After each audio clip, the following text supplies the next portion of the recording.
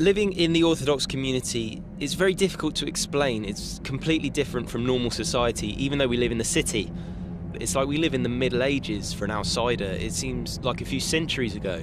That's why they're able to function and go on even though they live in a modern city, because they live very secluded lives and they don't teach their children English, maths, history, geography or art or about other cultures, races or religions. So there is a huge gap between these two worlds. What was it like as a child growing up in the ultra-Orthodox community?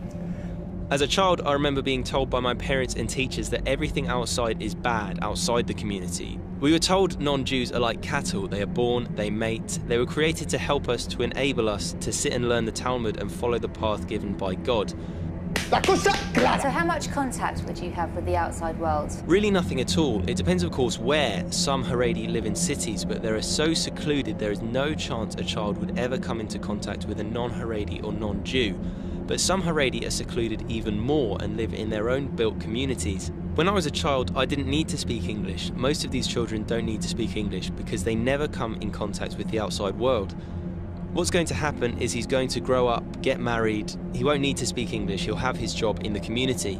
For these few times when he's going to come into contact with the outside world, like if you're going to the doctor or applying for a visa, they rely on the wife, so girls, they give more English and maths education, because the role of the man is to sit and learn, to give his life for the Torah, and the role of the wife is to work and look after the children. Until you get married, you're not allowed a mobile phone, you're not allowed to watch a DVD or TV, they're both prohibited. Even internet on your mobile, we're not allowed a computer at home. We're not allowed to read any secular stuff, newspapers or books.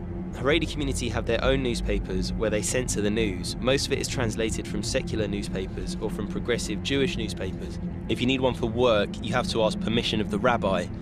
If his rabbi can see there is a reason why he should have a computer and internet, it has to be only in the office and has to be monitored. So Tag will put a filter in where he's not going to be able to search any websites that could harm his belief in religion or Haredi community.